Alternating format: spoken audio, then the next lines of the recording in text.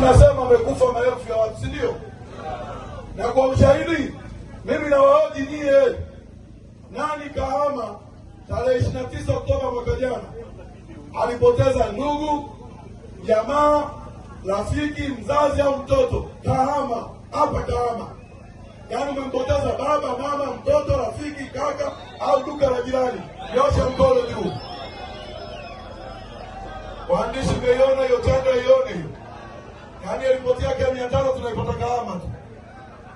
Ile 518 ni ya Kahama tu, si ndio? Tushushe mkono chini. Na niwauliza swali la mwisho.